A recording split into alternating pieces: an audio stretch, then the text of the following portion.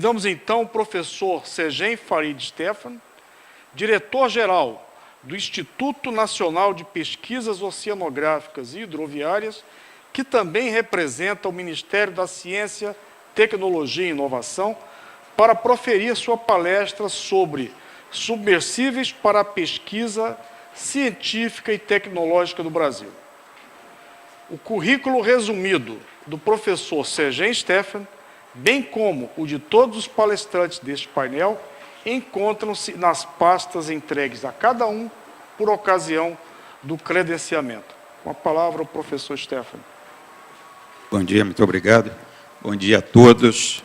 É um grande prazer estar aqui nesse evento organizado pelo SEMBRA e também uma grande alegria receber distintos visitantes, grandes amigos, especialmente nossos amigos da Marinha, nossos ex-ministros e todos aqueles que estão contribuindo e interessados nesse evento, sem deixar de mencionar os próprios professores da COP aqui, que também estão presentes nesse evento.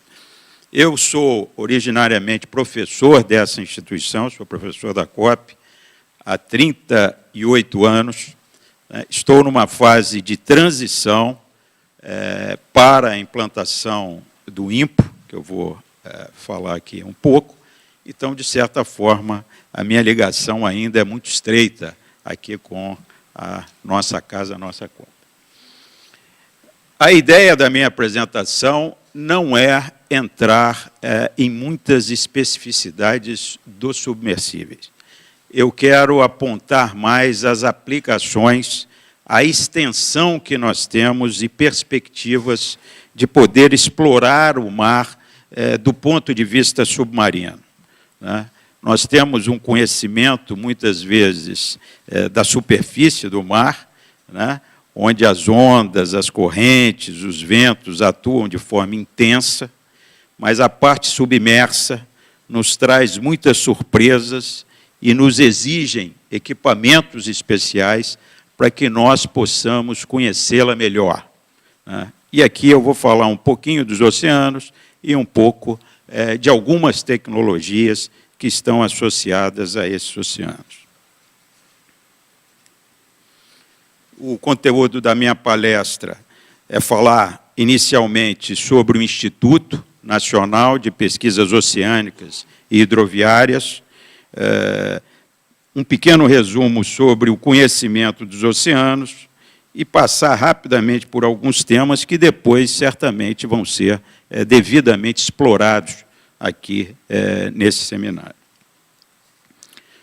O Instituto Nacional de Pesquisas Oceânicas, o INPO, ele tem alguns objetivos estatutários, né? Esse estatuto foi aprovado numa assembleia de formação da Associação INPO em 23 de maio do ano passado.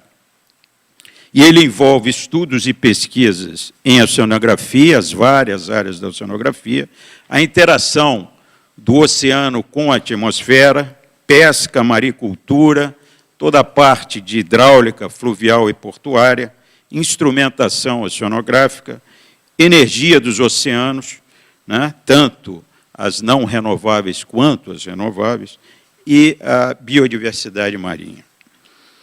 Tem também como um dos seus objetivos estatutários, né, desenvolver e dar suporte técnico e logístico a instituições públicas e privadas, manter, ampliar e modernizar a infraestrutura embarcada, contribuir para isso, né, assim como aprimoramento da indústria nacional, induzindo a inovação.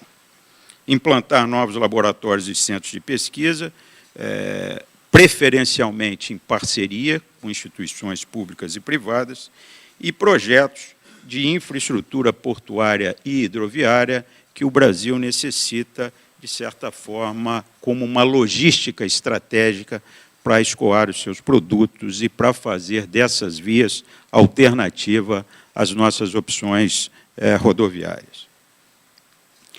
Essa associação do INPO, como eu já mencionei, foi criada em 24 de maio de 2003, por pesquisadores e representantes de várias instituições, né, instituições públicas, instituições privadas,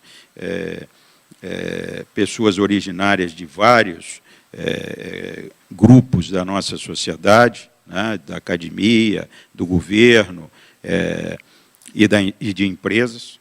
Né.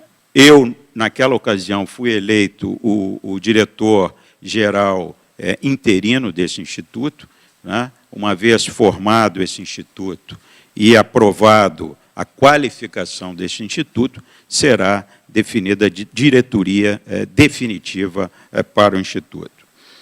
A forma de organização desse instituto é uma organização social, né? Ela está estruturada como organização social, onde o Ministério da Ciência, Tecnologia e Inovação é o supervisor do contrato de gestão, com a participação do Ministério da Defesa, por meio da Marinha do Brasil, que é o legítimo representante do mar brasileiro, no caso do governo brasileiro, Ministério da Educação, que tem grande interesse no desenvolvimento de seus cursos de oceanografia e de engenharia oceânica, Ministério da Pesca e Aquicultura e a Secretaria Especial dos Portos.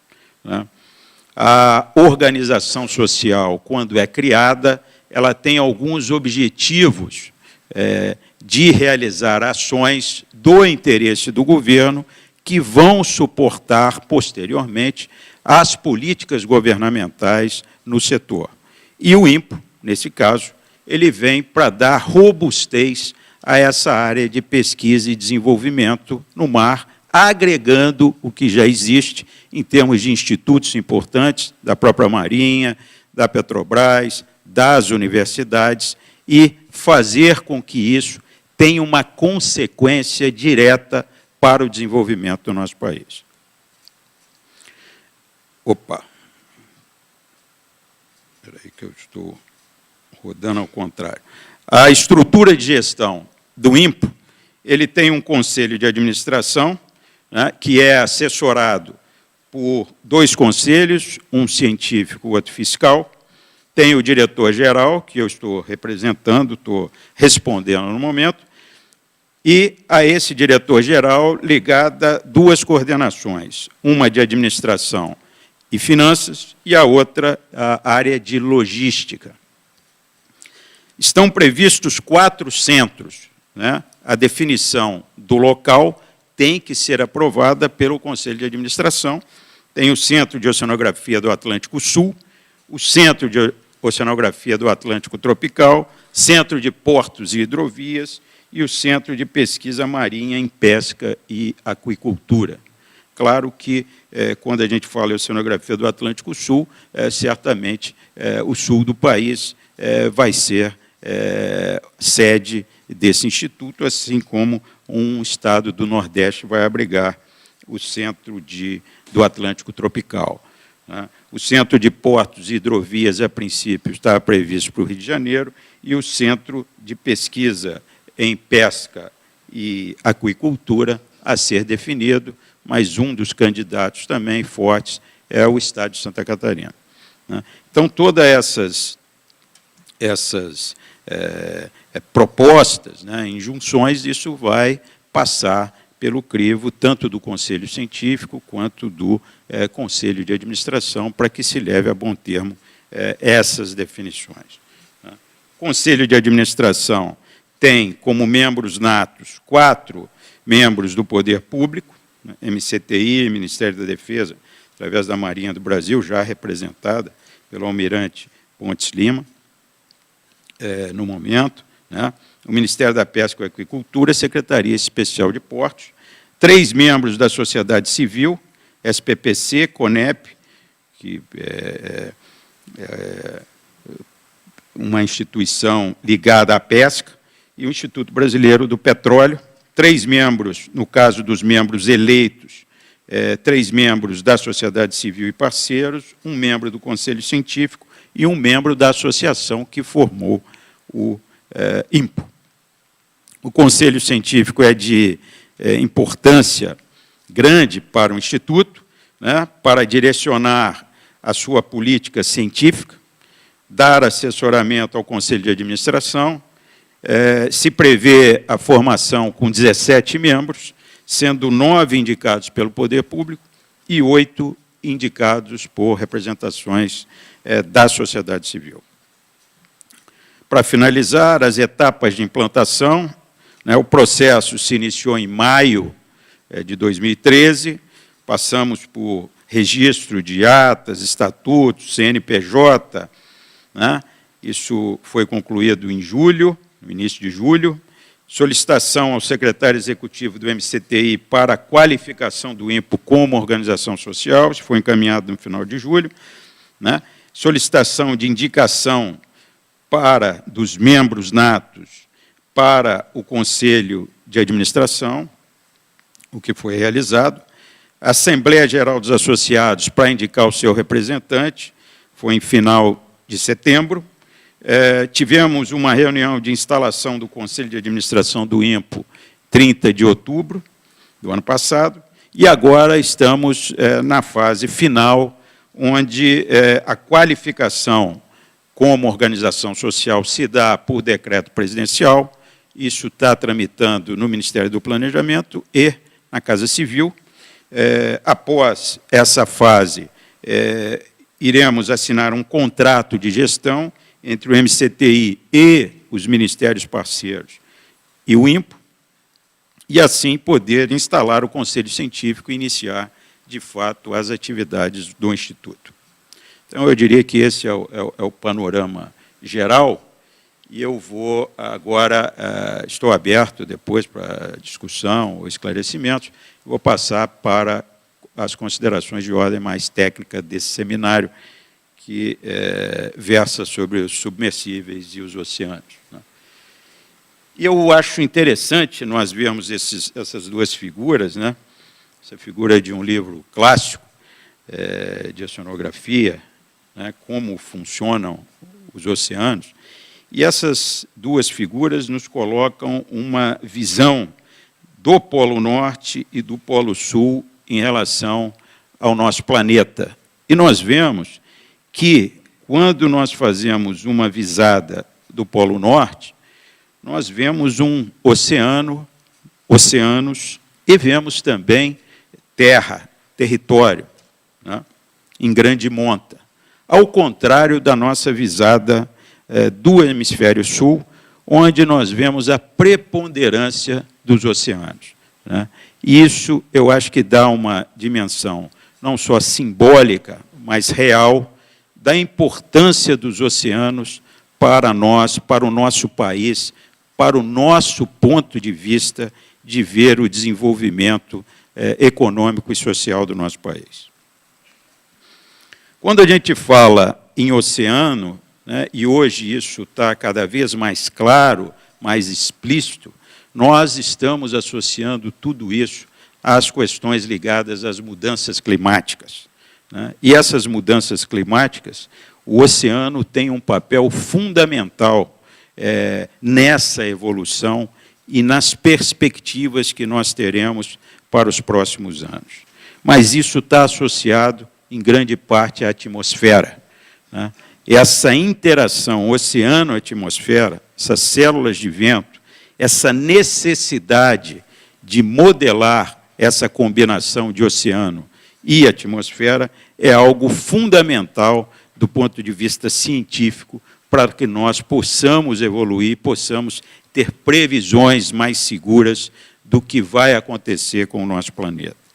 E aqui essas duas figurinhas, né, nos mostram aí, do lado esquerdo, os modelos que são desenvolvidos, né, já há décadas, né, a partir de teorias muito bem embasadas, né, por Ferrel, por Hadley e outros, né, e à direita, a realidade que não é exatamente a cópia desses modelos e mostra a necessidade de uma evolução constante e uma persistência em torno de pesquisa e desenvolvimento para avançar nesse conhecimento. A outra questão, que também está muito associada aos nossos oceanos, são os ventos superficiais. Os ventos superficiais ditam, de certa forma, diversos comportamentos que nós temos no mar, principalmente na parte superficial do mar, mas eles são muito afetados pela aceleração de Coriolis. E essa aceleração faz com que a gente mude com intensidade a direção dessas correntes, que são excitadas pelo vento na superfície do mar, e faz com que várias complicações se deem e que nós também temos que avançar, e é claro que o INPO vai ter que trabalhar nessa direção, nesse avanço do conhecimento, que só vai dar frutos, às vezes, em décadas, mas é fundamental para nós termos o maior domínio do que pode nos acontecer em futuro próximo. As correntes superficiais, se nós olharmos essa figura do centro, nós vemos correntes importantes que estão aqui conosco desde os descobrimentos, onde os nossos antepassados portugueses, lá da Península Ibérica, começaram a descer para o caminho das Índias, mas, em algum momento, existem teorias concretas, que eles foram, de certa forma, trazidos por correntes aqui para a nossa costa, essas correntes aqui do sul, equatorial sul, e, a partir dessa corrente do Brasil, certamente vieram aportar nos nossos mares. Então, essa complexidade, esse entendimento é fundamental para nós avançarmos. E aqui nós temos algumas características da profundidade. Quando a gente fala em submersíveis, em veículos autônomos, nós estamos falando em vencer profundidades, em conhecer as profundidades. E aqui alguns gráficos que nos mostram claramente que nós temos uma mudança de comportamento à medida que a gente caminha para o fundo.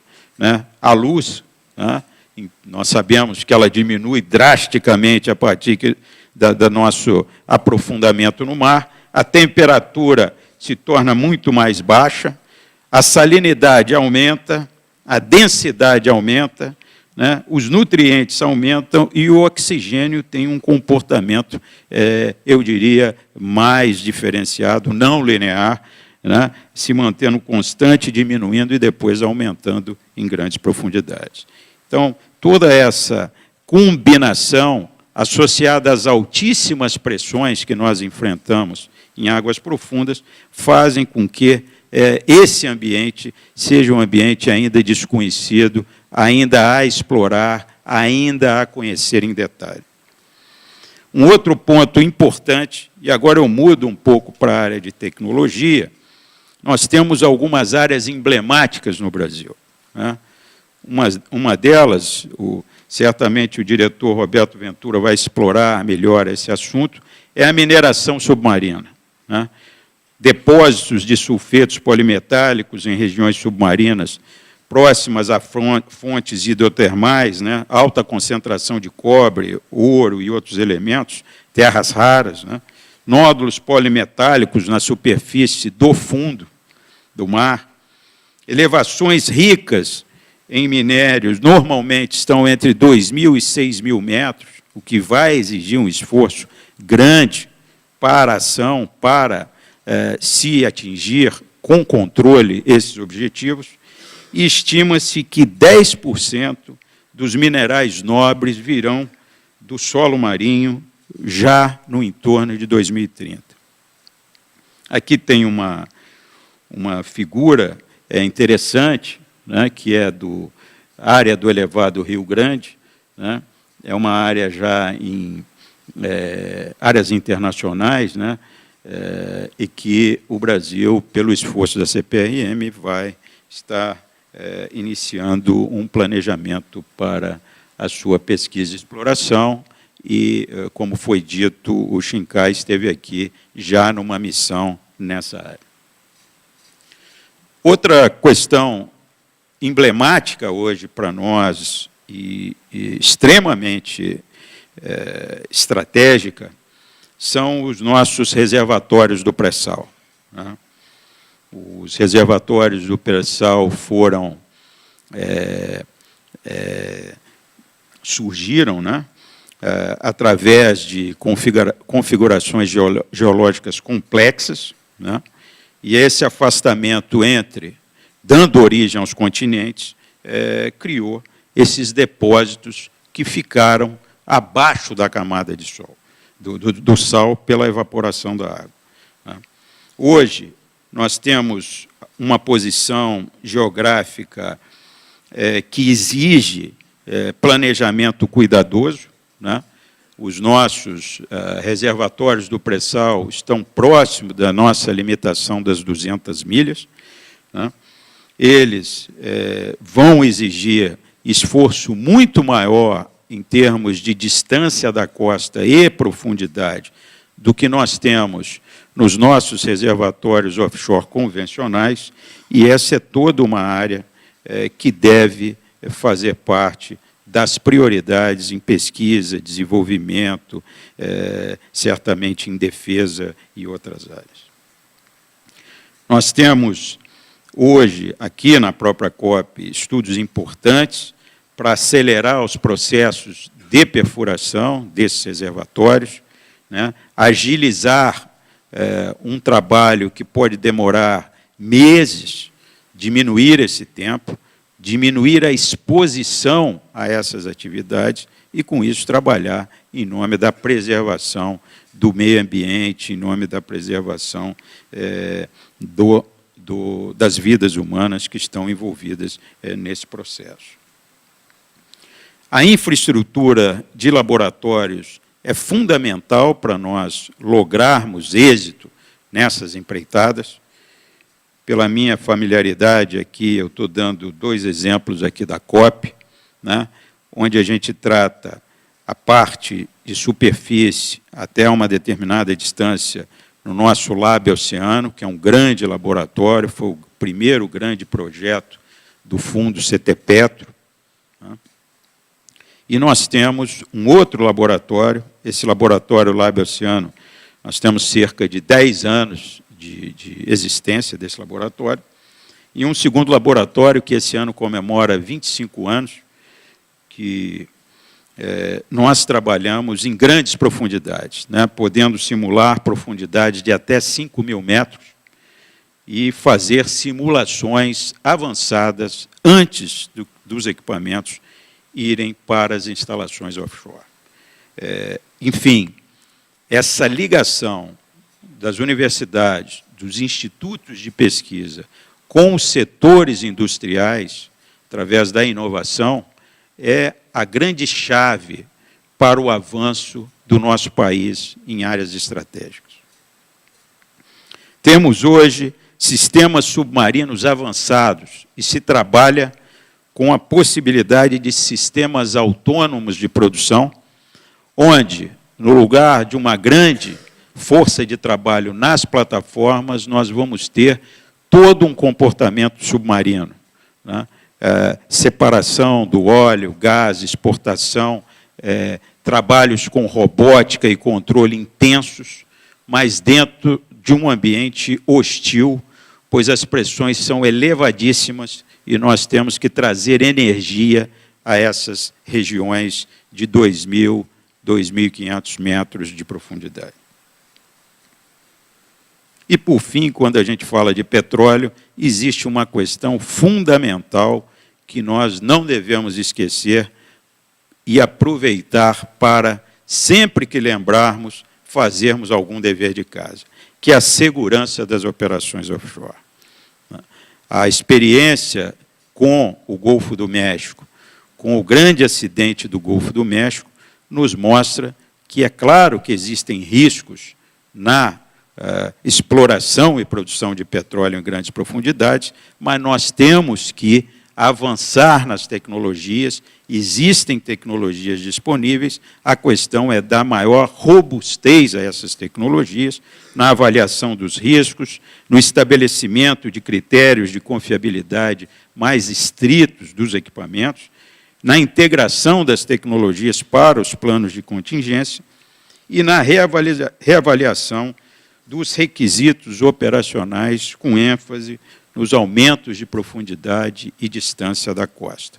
Então, esse é um assunto que nós temos que dar atenção, porque esse assunto é de fundamental importância para os oceanos, ao mesmo tempo que nós queremos retirar de lá as riquezas que o Brasil tanto necessita, nós temos que preservar os impactos ambientais que isso pode causar. Última parte que eu quero enfatizar é o que a gente chama de energia dos oceanos, a energia além dos fósseis, né? E além dos minerais. É quando a gente fala das renováveis.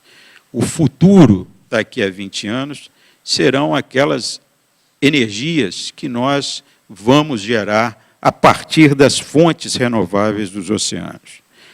E isso é muito importante nós termos claro, porque o Brasil tem que estar nessa corrida tecnológica, o Brasil tem que disputar esse espaço, porque o Brasil tem uma tradição grande no mar e ele não pode abdicar disso, tá? A energia dos oceanos, ela é definida como energia derivada de tecnologias que utilizam água salgada, elementos químicos da água ou diferença de temperatura, tá? Ela é proveniente de 6 fontes: onda, variação de maré, corrente oceânica, gradiente térmico e gradiente de salinidade. São muitas fontes que estão sendo profundamente estudadas hoje, mas pouquíssimas chegaram ainda à fase de comercialização. É uma disputa invisível, que só vai surgir mais claro para a sociedade quando nós tivermos produtos mais confiáveis. E é esse o momento de nós estarmos desenvolvendo essa tecnologia. Nós temos na nossa costa um potencial de 114 gigawatts, isso é aproximadamente o que o Brasil tem instalado em termos de energia a ser produzida, né? Potência instalada. É claro que desse montante, cerca de 30%, 25% vai poder ser extraído sob a forma de eletricidade, e nós temos diversas formas de tratar essa questão. Isso aqui eu estou dizendo para marés e ondas. No caso brasileiro, nós temos na região norte e parte do Nordeste, Maranhão especificamente, um grande potencial de marés, da ordem de 27 gigawatts, e o restante do potencial é distribuído ao longo da costa brasileira. Alguns estudos estão em andamento, né, para tipos diferentes de conversores, é uma estratégia que está sendo desenvolvida aqui na COP, conversores onshore, onde nós temos um protótipo que está sendo reavaliado, no momento, no Porto do Pecém.